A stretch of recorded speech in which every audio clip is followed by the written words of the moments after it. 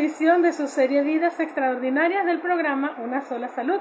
Hoy sábado 15 de mayo del año 2021, en donde tenemos un nuevo invitado especial en esta serie Vidas Extraordinarias del programa Una Sola Salud, ambos auspiciados por la Cátedra Libre Ecosalud de la UCLA y por la Dirección de Cátedras Libres de la UCLA, y que llega a ustedes gracias a Tiendita Online Barquisimeto, que les ofrece una gran variedad de productos, desde equipos, de regalos, de detalles, de objetos coleccionables, de manera que ustedes se puedan dar un gusto o puedan hacerle un regalo a una persona especial. Casualmente en estos momentos están actualizando los productos que tienen en su tiendita, para que estén pendientes de estar revisando, porque están colocando productos nuevos.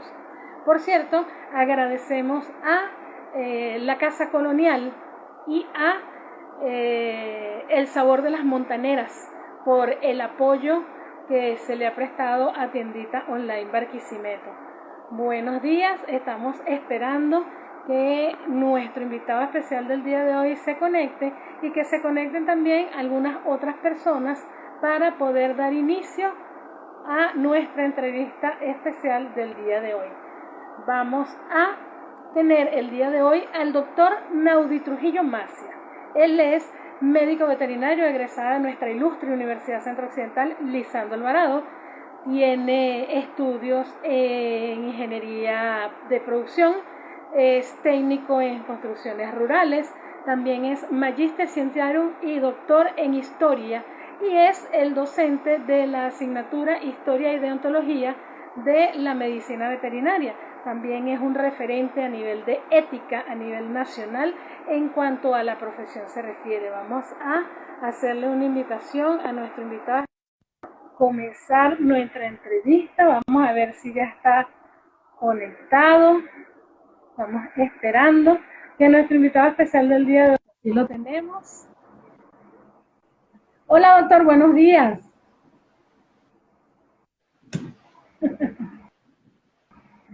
Muy buenos días, Milva, ¿cómo estás? Muy bien, doctor, agradecida con usted por habernos brindado la posibilidad de esta entrevista, sobre todo porque sabemos que en estos días ha estado muy ajetreado con una mudanza que tiene por allí, y nos ha regalado un espacio en su trajín diario de ese trajín, valga la redundancia. De verdad, muchísimas gracias. No, joven, gracias a usted por la invitación. Para mí es un placer estar en este proyecto particular que lleva la Cátedra Libre de Ecosalud y, por supuesto, usted personalmente. Mucha gente me ha preguntado, ¿cuándo es que te toca a ti? Bueno, ya me tocó. Aquí estamos con gusto. Sí, por ahí la profesora Carmen Perdomo me puso que es tu consentido, pero bueno, ahí vamos a ver cómo resolvemos lo de la entrevista con el doctor Naudi Trujillo. Doctor, usted es médico veterinario y sabemos que es docente universitario, específicamente de la Cátedra de Historia, Deontología y la Ética de la Medicina Veterinaria. Pero díganos, ¿dónde está en este momento y qué está haciendo en la actualidad? Bueno, ahora con la cuestión de la pandemia, seguimos en la actividad docente en el Decanato de Ciencias Veterinarias de la UCLA, pero a distancia, desde nuestra casa en Sarare, municipio de Simón Plana del estado Lara. Ahí estamos en nuestra casa particular, en nuestra tierra de arraigo, donde la familia se instaló en 1854 y donde gustosamente estamos a la orden para todos. Agradecida por esa invitación. Ya vamos a planificar algunos proyectos para hacer allá en Sarare, sobre todo en las cercanías del río que pasan por allá. Dios mediante tengamos la posibilidad. Doctor, mientras existe el río, porque eso es una lucha que yo personalmente también, por el hecho de la contaminación ambiental en el río Sarare, que es uno de los frentes de trabajo que llevamos personalmente y profesionalmente. ¿Contaminación en qué sentido, doctor? El río Sarare tiene una porción urbana que pasa aproximadamente 1 kilómetro aledaño a la población de Sarare, y actualmente sufrimos algunos problemas de descarga de aguas negras, deforestación, mucha tala, envío de basura, represamiento. Entonces hay una serie de cosas, sobre todo mejorables desde el punto de vista de la divulgación y la extensión con los mismos vecinos, de manera de garantizar la supervivencia del río y de la fauna del bosque de galería, que es muy rico. Qué bien, interesante. Bueno, estamos a la orden para agregarnos a ese proyecto, todo en pro de la limpieza y recuperación del río Sarare. Claro, apoyando la ecosalud. Claro, claro, claro. Doctor, no puedo dejar pasar la oportunidad de darle saludos que le mandó Marco Ramírez, que dijo que iba a estar muy pendiente de la entrevista, y Flor Ángel Torrellas también le manda un saludo. Muchas gracias, saludos a ella. Doctor, cuéntenos algo. ¿Tiene a su familia aquí? ¿Tiene a su familia afuera? Bueno, están divididos. Estamos un grueso de la familia todavía en Venezuela. Muchos conocen mi segundo apellido y los negocios asociados a ese apellido, ¿no? Seguimos apostando a Venezuela y al crecimiento desde aquí.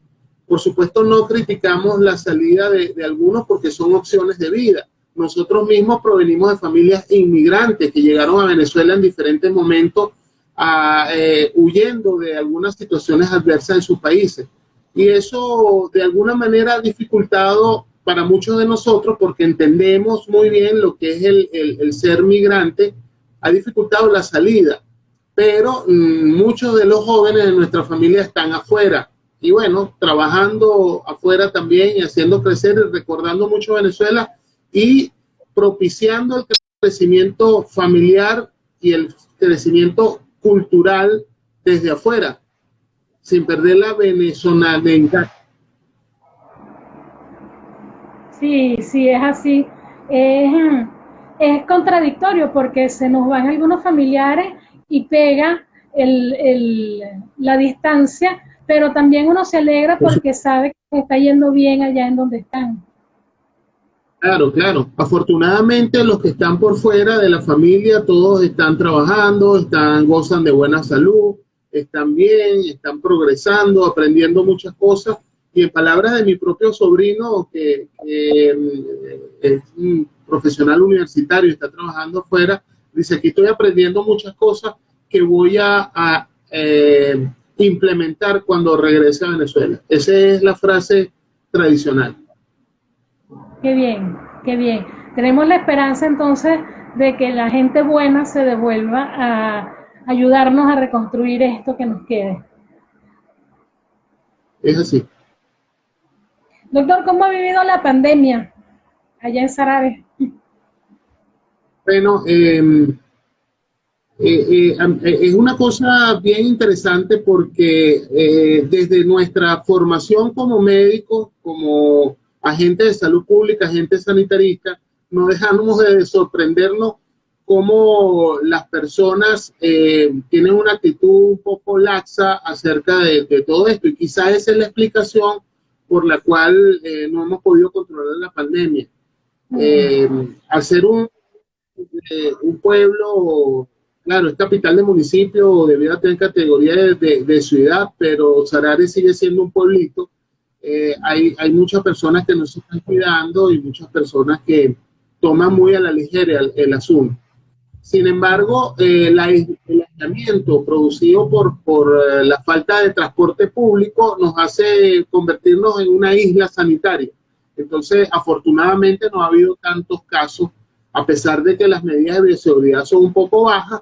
No hay un contacto grande con el exterior porque hay muchos problemas de transporte. Entonces, eso hace que se mantenga ahí algo. Particularmente en el núcleo familiar y la familia extendida, nos hemos convertido en agentes de divulgación y hemos mantenido a raya, afortunadamente, la enfermedad de la familia. Gracias a Dios, eso es importante porque nosotros que aún estamos jóvenes, tenemos que cuidarnos para cuidar a nuestros viejitos. Y sobre todo no se entiende, claro, esto pareciera un ataque, una crítica particular a algunos colegas, pero no se entiende que existan problemas de salud pública dentro de una familia de médicos veterinarios por el hecho de que nosotros somos agentes de salud pública y somos sanitaristas, somos médicos. Entonces, eso nos forza a tener mucho más cuidado nosotros. Claro, es así. Y hablando de la salud pública y su relación con la medicina veterinaria, que es casi que a la par, de la mano, nos llama la atención cómo un médico veterinario ha incursionado en el mundo de la historia. Bueno, fíjense que eso tiene dos vertientes. La primera es una personalísima. Yo provengo de una familia, como lo adelanté, que llegó a Venezuela en el año 1854. Es una familia de extracción vasca, que después se ha vinculado en varias oportunidades, en 3 oportunidades, a familias italianas. Lo cierto es que en ambas familias, tanto vascos como la familia italiana, hay muchos intelectuales. Hay historiadores, hay escritores, hay poetas, muchos maestros, mucha gente dedicada a la educación. Y por supuesto, yo nací en una hacienda allá en Sarare. Yo tuve caballo antes que bicicleta. Siempre había una cercanía a la producción agropecuaria, al ordeño del ordeño de vacas, de producción de leche. Andaba con un perro a un lado todo el tiempo en medio de la vaquera. Lo cierto es que eso me llevó a, por supuesto, la consecuencia natural era estudiar medicina veterinaria, pero siempre hubo la beta intelectual. Mi bisabuela materna tenía unos escritos acerca de la historia. Mi propia abuela, mi nona materna, también conservaba muchos escritos, anotaba muchas cosas acerca de la historia familiar y de la historia del pueblo, y yo fui accediendo a esa información. Yo fui el nieto mayor contacto y de tiempo y de calidad con mis nonos y con mis abuelos. Por supuesto, me fui interesando en el asunto, funcionó la genética también, la cosa intelectual, y ya en 1994 estaba escribiendo mi primer libro de historia, que se llama Sarare, que es la antesala a lo que vino después, la línea de investigación del pueblo y de la ganadería. Y posteriormente, en el ámbito profesional, cuando estaba de presidente del Colegio de Médicos Veterinarios del Estado Lara, entre el año 2000 y 2002, tuvimos el percance del accidente del doctor Hernández Romero, que fue nuestro profesor de Historia y de Odontología de la Medicina Veterinaria, y el decano Murrieta, que era decano en ese momento, le pidió al colegio que lo auxiliara con las clases de ética y de odontología. Y desde ese año, el año 2000, estoy yo involucrado. Entonces ya vino la carrera académica, la necesidad de prepararme, salió la maestría en Historia de la UCLA, ahí estuve yo en la segunda cohorte, después entonces el doctorado en Historia, y bueno, hemos afortunadamente avanzado mucho en esto y nos hemos preparado de manera de que a través de la historia de la medicina veterinaria y posteriormente en la ética y la deontología, hagamos aportes para la imagen profesional, para el aumento de la visión social de la medicina veterinaria y, por supuesto, para mejorar el autoestima de cada uno de nosotros como médicos valiosos al aporte de la salud mundial. One Health. Es así, el paradigma One Health, que es el que está en boga en la actualidad y al que debemos seguirnos. Ese es el norte, ese es el camino trazado, por ahí es donde tenemos que seguir. Pero también nos llama la atención. Dígame.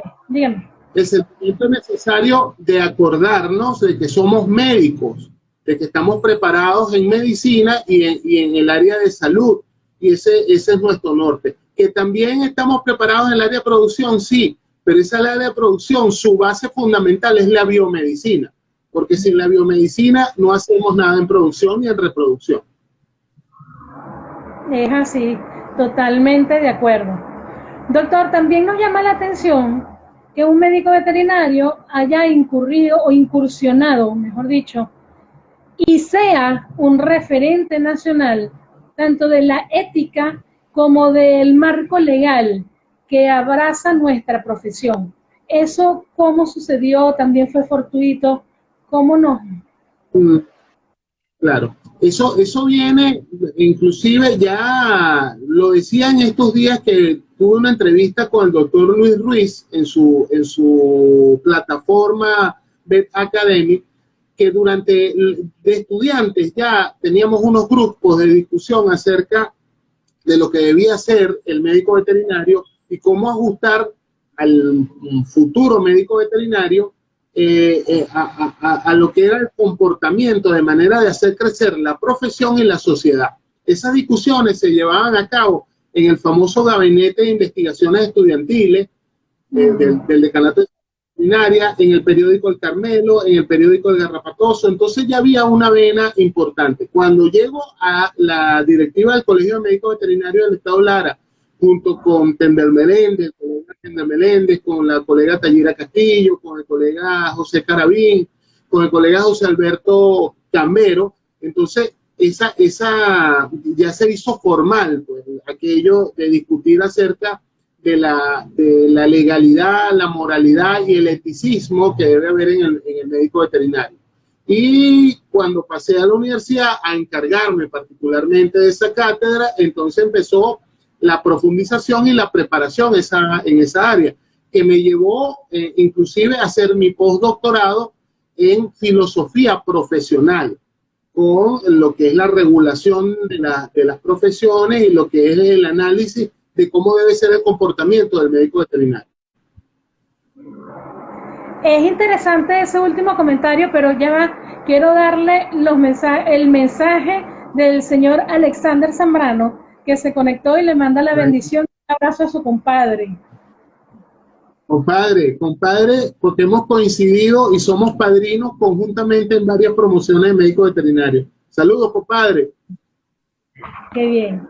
Bueno, retomando el comentario que hizo, doctor, me gustaría saber cómo ve en función a la parte ética, a la parte de la normativa legal a la que tenemos que apoyarnos nosotros como profesionales de la salud, ¿cómo ve Naudi Trujillo Macia la medicina veterinaria en la actualidad?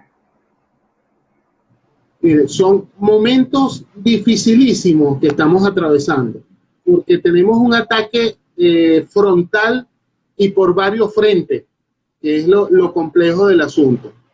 Por un lado, tenemos la compleja situación judicial del Estado de Derecho que tenemos en Venezuela, ¿verdad? Sí. Que todos sufrimos y sabemos cómo está funcionando.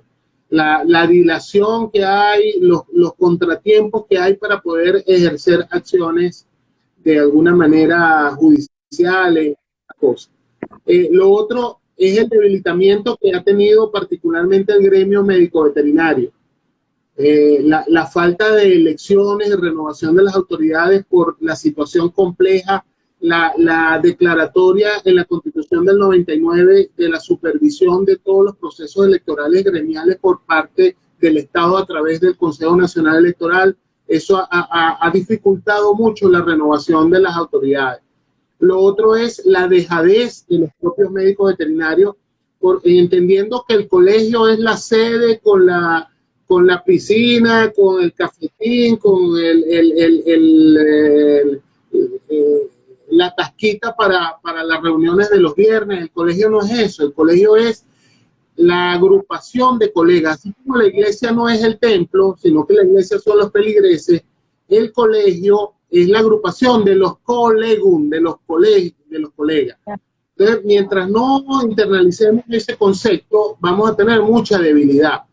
Y eso cómo se refleja en que unos andan por un lado, otros para otro. Lo otro, el desconocimiento sublime, por ponerle un ejemplo, de nuestro marco legal, que está bien establecido y vigente. O sea, nosotros tenemos, por supuesto, una ley de ejercicio del año 60 y pico, y un reglamento del año 70 y pico, y la gente dice, no, pero es que eso está obsoleto.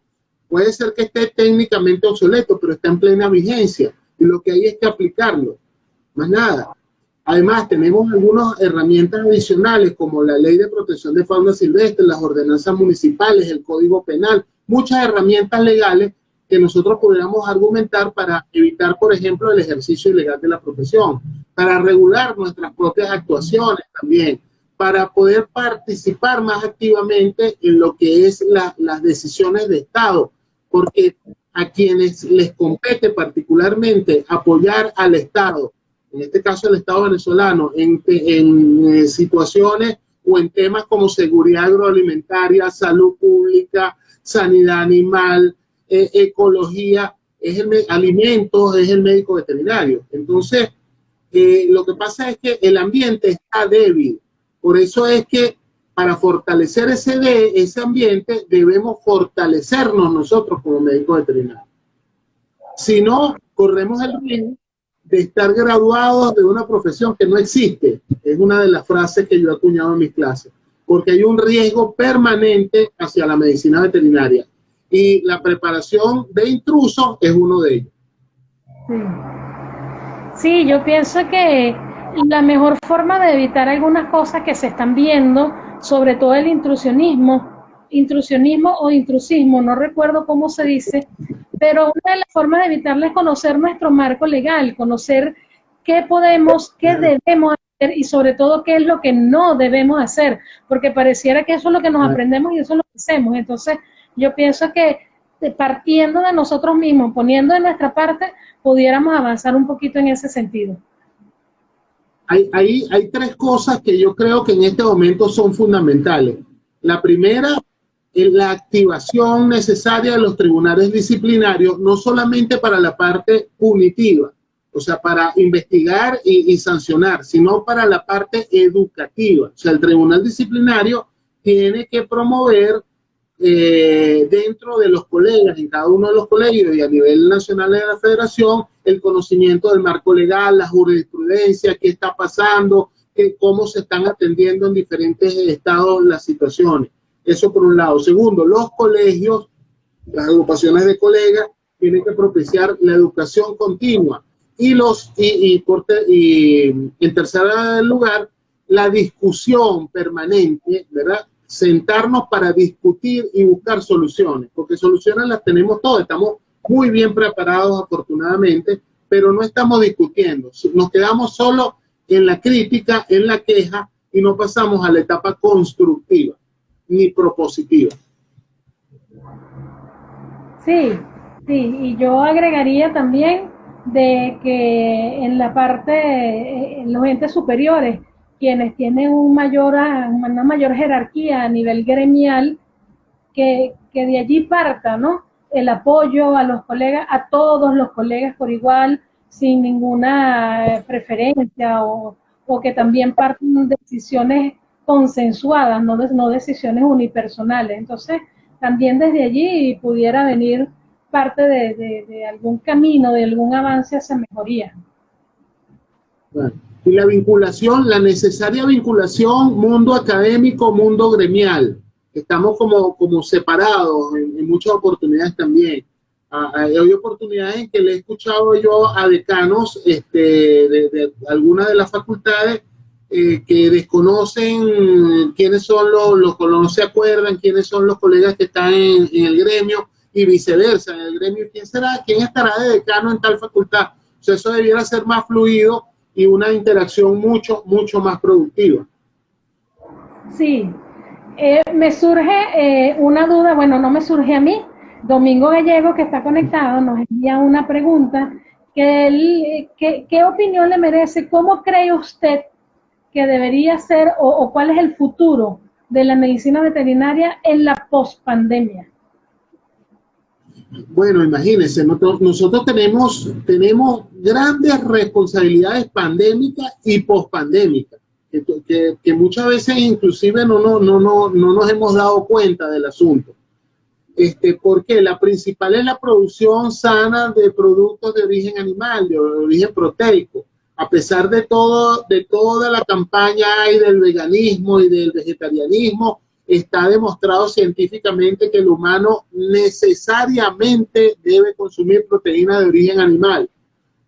para poder mantenerse, porque nosotros estamos diseñados evolutivamente para consumir y para necesitar consumir alimentos de proteína animal. Entonces, ese es el principal factor que tiene el médico veterinario.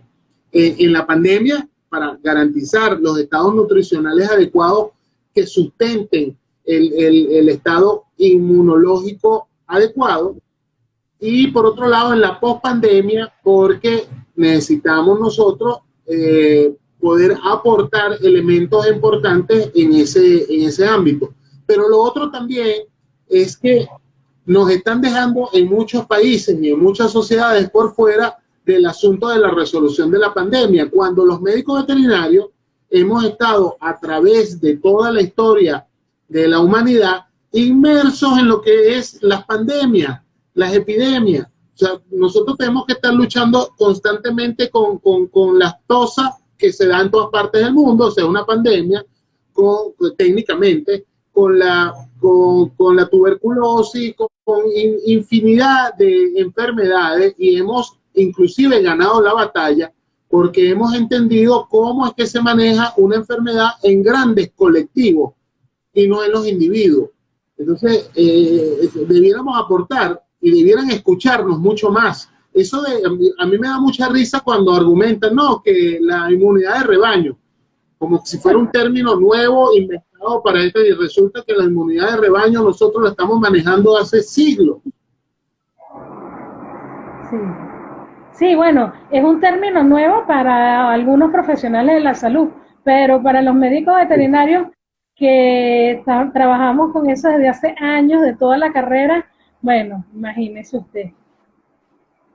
Algún colega por ahí, no recuerdo ahora, no quiero mencionar a nadie porque me puedo equivocar, pero le escuché, si hubiesen llamado a los médicos veterinarios para resolver eso, ya estuviéramos controlados hacia rato, y si nos hubieran hecho caso en las medidas que nosotros propondríamos, hubiéramos salido de esto hace rato.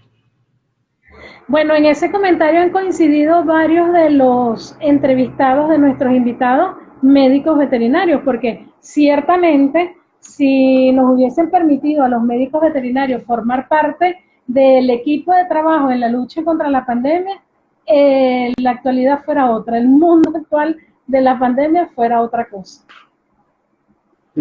Claro. Doctor, cuéntenos algo, porque usted nos ha hablado de otros países y sabemos que parte de sus pasantías doctorales estuvo en varios países de Europa. Cuéntenos algo, hay dos preguntas en función de eso. Primero, ¿cómo ve usted la diferencia entre la incursión de la medicina veterinaria en las ciencias sociales, en lo que es la historia y todo lo que son ciencias sociales a nivel mundial? Eso por un lado, y después le hago la otra pregunta.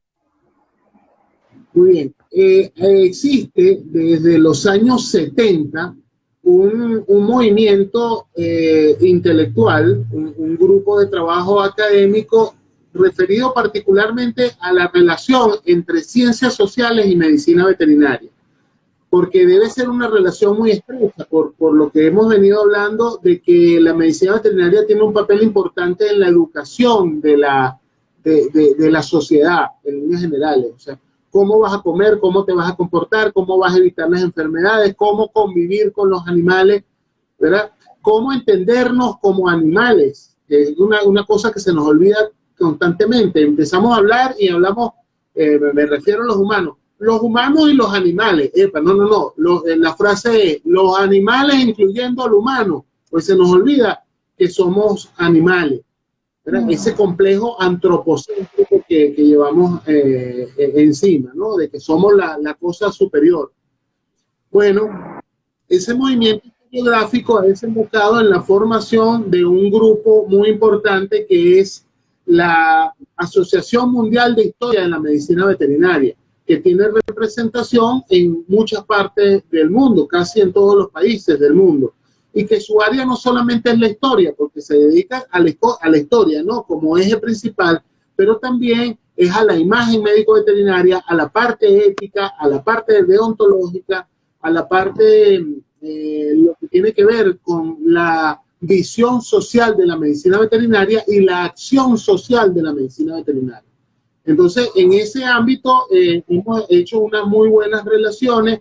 Estamos, a pesar de la pandemia, que no nos ha permitido seguir asistiendo como habitualmente lo hacíamos cada 2 años a los congresos internacionales, seguimos participando vía online y seguimos en contacto con ellos y con muchos representantes tanto en América, Argentina, Ecuador, México, Cuba, Colombia, como en todos los países de Europa, Australia, Japón, Sudáfrica. O sea, tenemos muy buenas relaciones porque están trabajando en muchas cosas y eso nos nutre notablemente. ¿Y la colonia Tovar? Se atraviesa por ahí. Cuéntanos algo que era la otra parte de la pregunta. En esos países europeos, en donde hay una recepción abierta al médico veterinario para su formación continua de posgrado, por supuesto, en donde existen innumerables ofertas de especializaciones y de posgrado como tal, a diferencia de acá en Venezuela, que escasamente hay 3 o 4 especializaciones solamente. ¿Cómo ha sido o cómo fue, mejor dicho, esa incorporación como un médico veterinario a hacer una educación muy puntual? Porque usted no hizo su doctorado completo allá, sino que hizo una educación puntual. ¿Cómo fue esa receptividad? Claro. Antes de responderte a la pregunta, me hiciste acordar el hecho de que cuando yo fui en los años 90 por primera vez a Italia a conocer a mis familiares allá, los que no conocía, que no habían venido a Venezuela y resolver algunas cosas familiares, me presenté como un joven estudiante de medicina veterinaria. Y eso fue la gran sensación porque en la familia no había médicos veterinarios y eso los llenaba a ellos de orgullo grandísimo. Y entonces empezaron a presentarme como un candidato muy bueno, casadero para las amigas de las primas. Porque imagínate, americano, venezolano, médico veterinario, primo mío. Entonces, imagínate cómo es la visión del médico veterinario en Europa, porque cosas similares en muchos países. O sea, hay una prestancia importante porque se justiprecia al médico veterinario. Eso por un lado. Y segundo, que mi caso no es un caso raro. Por supuesto, aquí en Venezuela es un caso raro. Ese elemento de la multidisciplinariedad o la interdisciplinariedad que constituye un médico veterinario metido en las áreas de ciencias sociales. Allá no, allá se conforman unas preparaciones específicas, se propicia esos intercambios y hay unos eventos académicos impresionantes acerca de sociología de la medicina veterinaria, acerca de legislación médico-veterinaria. O sea, es una cosa, por eso es que entré tan fácilmente en ese mundo académico de las ciencias sociales asociadas a la medicina veterinaria. Y que he querido más o menos en mis clases y en mis actuaciones y mis escritos copiar para que aquí se fije que no solamente somos gatos, perros, vacas y búfalos, sino que hay todo un mundo amplísimo dentro de la medicina veterinaria. Es así. Por acá hay un mensaje que me causa mucha gracia, pero por otra connotación. Ángel Rojas que pone Naudi Trujillo más. Completamente a tus órdenes. Sí, me causa mucha gracia. Quien nos conoce de cerca saben que eso es una frase que acuñó mi ilustre amigo Julio Villalba, que fue mi compañero de proyecto de administración y que es todo un personaje, y él fue el que decía Naudi Trujillo Macia, completamente a tus órdenes. Entonces ahí quedamos, todos me llaman así. Ni hablar de Raúl Hernández Pla. Mire, por cierto, me va a ayudar, lo voy a tomar como cómplice porque Raúl Hernández Pla no me ha aceptado la invitación. Me ha huido. Te ha oído, le ha dado miedo a la cámara. Le ha dado miedo a la cámara. Sí. Sí. Doctor, otra pregunta. Nos comentó, nos respondió a la pregunta de Domingo de cómo ve la medicina veterinaria en la pospandemia, pero a mí me surge una pregunta y se le he hecho a diferentes entrevistados. ¿Cómo ve Naudi Trujillo Macia el futuro de la medicina veterinaria en Venezuela? Y después le hago otra pregunta que tiene relación con esto. Ahí sí me tocaste un punto doloroso, álgido, ¿verdad? Muy doloroso. ¿Por qué? Porque hay días en donde observo muchísimas cosas que me hacen acostarme pesimistamente acerca del futuro de la medicina veterinaria en Venezuela. Hay muchas circunstancias y situaciones por las cuales estamos atravesando, como te decía, promoción del ejercicio médico veterinario por parte de las mismas universidades, muy baja calidad en los estudios médico veterinarios, sobre todo en los PNF, pero no solamente los PNF, también las universidades tradicionales, la deserción masiva de estudiantes de nuestras aulas porque no ven futuro en la profesión, la deserción masiva profesores porque no ven futuro en la universidad. Entonces son una serie de elementos que compungen notablemente y que nos llenan de pesimismo. Pero hay otros días en donde tú ves la aparición de colegas con grandes alcances científicos, colegas haciendo investigación, no siendo profesores universitarios, colegas haciendo actividades académicas, colegas destacando en puestos profesionales, políticos. Entonces, jóvenes nuestros que se están yendo al exterior y están haciendo posgrado en el exterior y están destacando, que son nuestros egresados. Entonces, eso también me hace pararme muchos días con optimismo. Afortunadamente, esos son los más, y por eso es que sigo en estas lides en la universidad, por eso es que sigo promoviendo el futuro de la medicina veterinaria, y por eso sigo con mi eslogan final: hagamos grande la medicina veterinaria, porque todavía tiene mucho futuro. Claro, tenemos que prepararnos para enfrentar escenarios muy adversos, pero vamos hacia adelante. Ya. Tenemos una gran cantidad todavía, gracias a Dios, de jóvenes que apuestan a la medicina veterinaria, siguen estudiando, siguen en la universidad, siguen preparándose. Algunos de ellos, lamentablemente, en todas las carreras es para irse del país, para poder irse con algo en las manos, pero hay otros que se quedan y hay otros que dicen: yo me quedo, yo lucho, yo levanto mi país con la medicina veterinaria. ¿Qué mensaje le da usted, que es profesor, los recibe en primer año llegandito y los despide en quinto año, cuando se van, que usted les dé el cambio, que usted les ve esa transformación durante los estudios? ¿Qué mensaje les da? Es más, los veo el día del acto de grado también. O sea, yo he tenido el gran privilegio. Dios me ha dado la providencia, los santos, los dioses protectores de la medicina veterinaria me han dado el privilegio de recibirlos en propedéutico, darles clase en primer año, pasar por servicio comunitario en 4 años, en cuarto año en alguna oportunidad, estar en quinto año y ser el jefe de grado. Entonces verlo, y hay unos casos bien particulares, ya te respondo, pero quiero hacer esta alusión porque ejemplifica el sentimiento que yo tengo. A mí me tocó recibir a las morochas Rodríguez Carrasquilla cuando eran menores de edad, que llegaron a estudiar, que fueron mis alumnas, hoy nuestras colegas.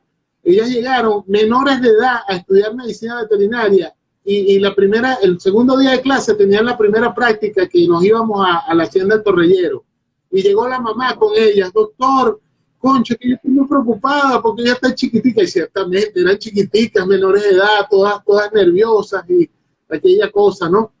No, déjenla tranquila, que ellas van conmigo. Bueno, me tocó verlas pasar por toda la universidad, y me tocó hacerles el acto de grado y ver a la señora sentada ahí en la clase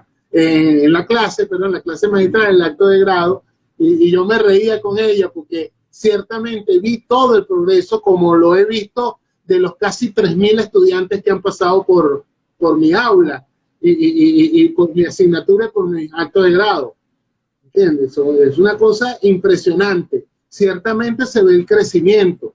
Y he aprendido a decirles a todos ellos que confíen en el conocimiento, que hagan las cosas bien, que es grande la medicina veterinaria y sobre todo, algo que honestamente es una deuda porque no lo he logrado, que yo quisiera ver más médicos veterinarios empresarios independientes trabajando para sus propias empresas que empleados.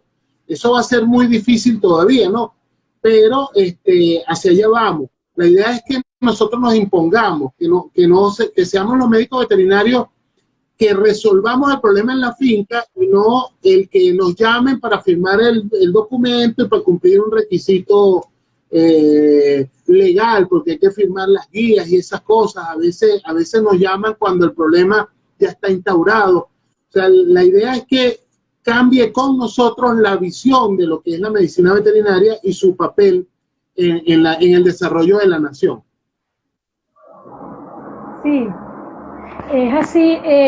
Antes de continuar, le doy saludos del doctor Mariano Díaz, que está conectado y le manda muchos saludos.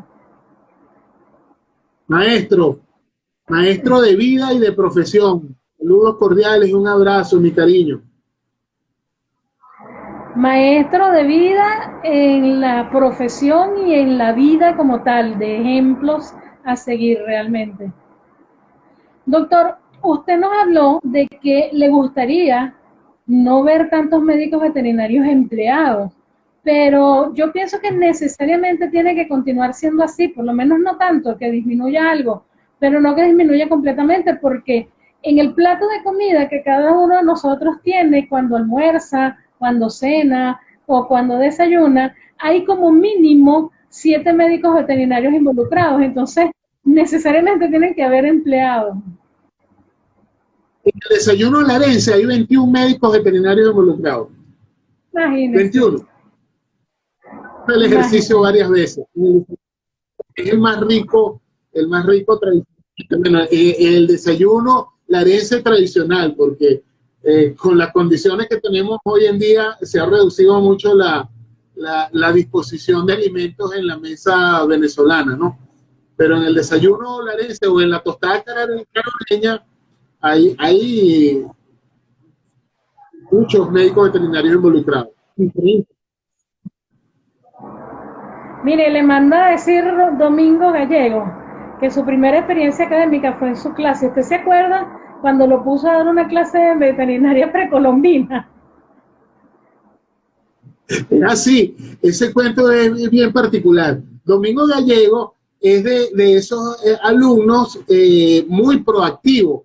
Preguntan, intervienen, preparaba muy bien las clases. Él preguntaba, mire, ¿cuál es la siguiente clase para yo leer y preparar? Entonces yo vi el domingo justamente uno de esos alumnos que pueden ser aventajados, como en efecto lo es hoy en día. Pues yo lo tengo dentro de mi presentación de héroes de la medicina veterinaria. Domingo es uno de mis héroes. Entonces, claro, la teoría decía, la teoría pedagógica, cuando tú tengas un alumno que es así de inquieto, no lo restrinja, al contrario, promuévelo. Entonces le dije, Domingo, ¿usted es capaz de prepararme una clase? Y me miró y de repente se enervió porque, claro, el primer año, pero me dijo, sí, bueno, prepara la clase de medicina precolombina. Y fue su primera clase y le fue muy bien, gracias a Dios. Domingo, un saludo grande. Eres mi héroe. Qué bonito esos comentarios y cuando hay estudiantes que lo recuerdan a uno de una manera agradable, eso llena muchísimo. Casualmente, ayer me conseguí a una estudiante muy apreciada, siempre fue de esas estudiantes muy allegadas, no cercanas, no que nos las pasábamos juntas como profesor-estudiante, pero sí allegada, y ayer me la conseguí y tuvimos una conversación muy amena. De verdad, esas cosas llenan, de verdad que sí. Porque te decía, yo tengo afortunadamente hemos visto en mis aulas, en estos 22 años trabajando en la universidad, ya casi 22 años, 3.000 y pico de estudiantes. Por supuesto, no soy como Liliana de Zavala ni como María Eugenia Canelón, la secretaria del Colegio de Lara, que se sabe el nombre, apellido y cédula de todo el mundo, ¿no? Por supuesto me acuerdo de muchos de ellos, a veces me acuerdo del apellido, a veces me acuerdo del nombre, pero lo que sí recuerdo es cada una de las caras y algo que siempre me he llevado en la mente es que ser maestro de ceremonia en los actos de grado me da el puesto privilegiado de observar panópticamente todo, ¿no? Y lo primero que veo es la cara de cada uno de ellos, ¿verdad? Y por ahí fijo, en su último día en el decanato, la cara de alegría de cada uno de ellos y por supuesto la satisfacción de haber contribuido en 2/67 partes de su preparación profesional. Y los recuerdo con cariño y muchos de ellos se acercan mucho a mí y quedan pegados de por vida. Unos me llaman padrino, me piden la bendición. Hay una, Eugenia de Cocorote, ella, hoy en día Eugenia de Faudito, ella cuando llegó al propedéutico, ella me dijo, usted es como mi papá, y me quedé su papá. Y me dice papá y me pide la bendición. Este día me llamó para decirme que estaba embarazada por segunda vez. El hijo me dice abuelo. No, eso es muy gratificante, porque es una relación de cercanía derivada de la relación académica y profesional que se mantiene. Ya he tenido muchas satisfacciones de este tipo. Doctora, una pregunta, usted que tiene esa relación con los estudiantes tan cercana y de tanto tiempo, pero que también es una persona que se ha formado, usted es TCU, tiene otra carrera, tiene una ingeniería, tiene medicina, tiene posgrado, tiene postdoctorado. La pregunta, ¿vale la pena tantos estudios? Déjame que me sonroje para poderte contestar, porque mucha gente no cree todo lo que yo estaba haciendo y estudiando, ¿no? Los únicos que no en mi familia, pues dice, coño, ¿hasta cuándo estudias tú? Uy, sí. Se me fue la palabrota, pero es expresión. ¿Hasta cuándo estudias? Bueno, hasta que me muera. Primero porque me gusta y segundo porque es una exigencia personal que me he hecho, porque es mi rol. Y bueno, nos estamos preparando y estamos continuamente estudiando, leyendo, organizando material. En este momento estoy en una etapa, claro, ya a mí me faltan pocos años para salir de la universidad como jubilado. Tengo 2 o 3 candidatos que pudieran tener un valor importante para suplirme. Ya estoy en contacto abierto con ellos, ya estoy preparándoles y allanándoles el camino de alguna manera, de forma de que haya una continuidad, porque para mí es importante de que haya escuela.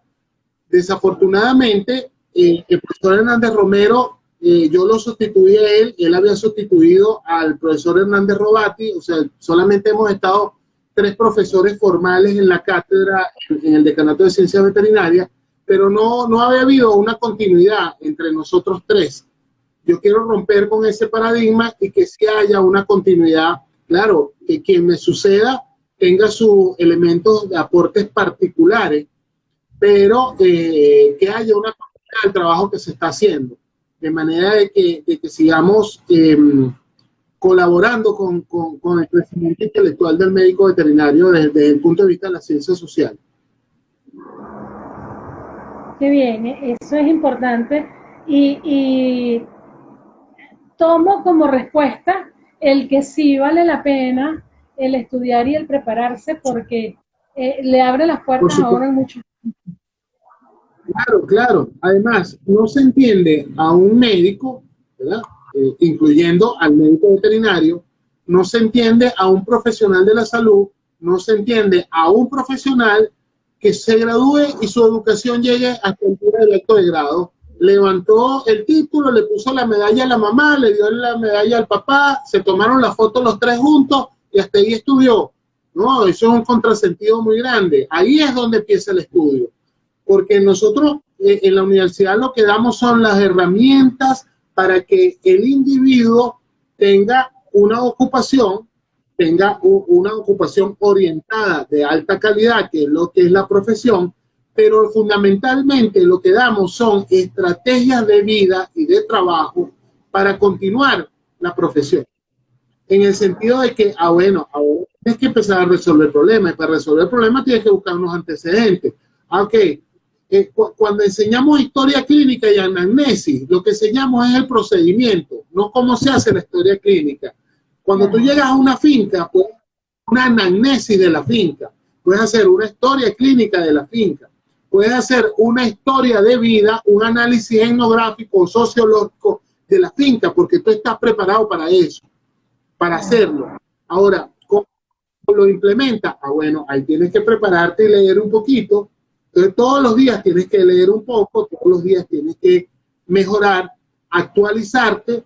Hoy en día con la tecnología, todo el conocimiento es muy vertiginoso y cambia a diario. Y por supuesto lo que tú viste en las aulas era muy diferente cuando sale acá.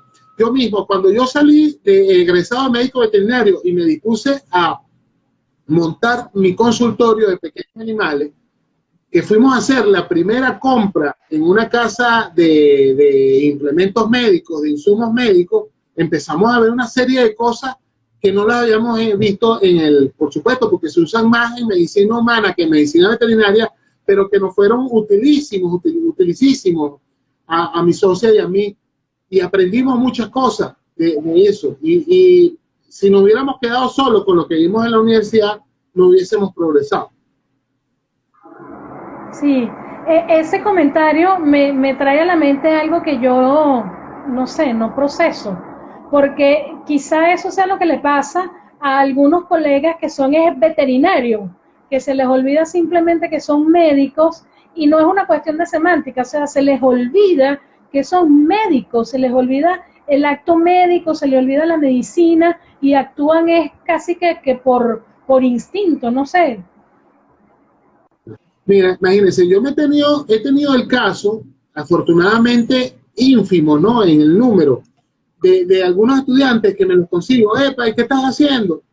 Bueno, monté mi negocio de repuestos, estoy vendiendo caucho. ¿Y qué pasó? Es que la medicina veterinaria eso no da, eso no lo consigue donde trabajar. Ya va, un momentico. Si la medicina veterinaria es la profesión, y no lo dice Naudi Trujillo, es la profesión con el mayor campo profesional y las mayores responsabilidades que tiene profesión alguna en el mundo. O sea, nosotros estamos en la producción animal, en la industria animal, en la salud pública, en la sanidad animal, en la zoonosis, en la conservación del ambiente, estamos en el desarrollo agropecuario, estamos en la extensión rural, en la extensión urbana, pues, en algún lado, en las organizaciones, proyectos de inversión, proyectos de administración. O sea, es imposible que tú digas que no consigues trabajo. Además, al final de cuentas, eres un profesional. Tú no vas a salir de la universidad como médico veterinario para ser dependiente de una tienda. Busca por lo menos pegar alto y ser gerente, porque tú estás graduado con un nivel de licenciatura. Y viste administración, y viste economía, y viste elementos de problemática del desarrollo, sociología, manejo personal, legislación. Por favor, ¿me entiendes? Entonces, tenemos que vernos más como profesionales, definitivamente, tenemos que vernos más como médicos, pero también tenemos que prepararnos más todos los días. Sí. Doctor, voy a aprovechar ese último comentario para agradecerle profundamente el habernos regalado este rato tan ameno de la entrevista. Lamentablemente ya tenemos que llegar al final porque Instagram nos limita con el tiempo, y quisiera agradecerle, como ya le dije, y que nos dejara un mensaje. ¿Qué mensaje nos deja Naudi Trujillo Mancia para cerrar esta entrevista del día de hoy? Mire, por un lado, agradecer, primero agradecer a Dios, agradecer al mundo, agradecer a la alma mater, la UCLA, agradecer a los decanos que confiaron en mí para estar aquí, agradecer a cada uno de los abrazos y besos de los estudiantes cuando se gradúan y se van, agradecer a cada uno de los saludos que me dan, agradecer esta oportunidad que estoy viendo aquí, todos los que se han conectado, los mensajes. El mensaje final es agradecimiento. Estoy profundamente agradecido, complacido, y eso me llena, esta mañana de hoy me llena como de 14 tanques full de energía para seguir trabajando en los próximos momentos y seguir haciendo grande la medicina veterinaria. Muchísimas gracias a Milo, a Javi por esta invitación, la estaba esperando, ya se dio el momento y bueno, seguimos trabajando. Es así, yo estaba esperando un momento propicio para su invitación, como le comenté, el momento se dio justamente ahorita y esa fue la razón. De verdad, agradecida profundamente con usted por regalarnos este momento. Rogamos a Dios, a la Santísima Virgen y a San Nicolás que me lo bendiga grandemente y me lo acompañe siempre. Amén, amén. Sigamos trabajando y sigamos estudiando. Venezuela es grande y seguirá siendo grande. Es así. Bien, amigos, de esta manera terminamos la entrevista con nuestro invitado especial del día de hoy, el doctor Naudi Trujillo Macia, en su serie Vidas Extraordinarias del programa Una Sola Salud, que llega a ustedes gracias a Tiendita Online Barquisimeto. Los esperamos la próxima semana con otra entrevista con otra persona extraordinaria. Chao, chao, pórtense bien.